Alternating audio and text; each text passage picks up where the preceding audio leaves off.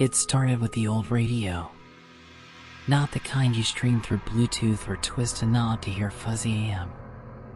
This was a 1950s Bakelite radio, pulled from the back of a dusty closet in a century-old farmhouse.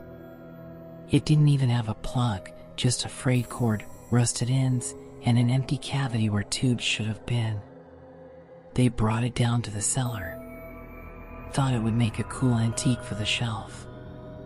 That night, the power flickered during a thunderstorm. No big deal. Until something came on. From the cellar. A low crackling, static pulses, warbling tones like an off-key music box played underwater. There was no power down there. Nothing plugged in. But the radio was on. Over the next few nights, the static began to change. Crackles turned into syllables. Tones morphed into words. And then the unmistakable whispers. Fragmented sentences, always in past tense. Repeating names no one knew. One phrase came every night. He's still down here. After a week, they finally lifted the floorboards beneath the shelf. Hidden beneath, decades-old evidence of something horrible.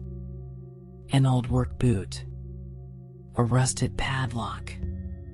Bone fragments. And scratched into the underside of the wooden planks.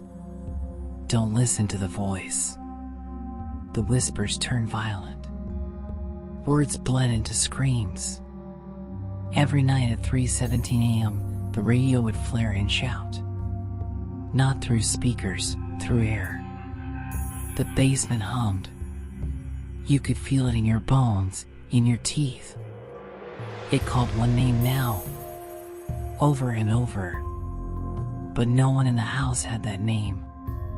Then, silence. For 2 days, nothing. No static. No glow. The radio was just dead Bakelite again. But on the third night, something changed upstairs. Cold wind. An open window, never opened. And just barely, between the curtains, a whisper. Come back down. And now, every night, just past 3, the cellar waits, whispering from beyond.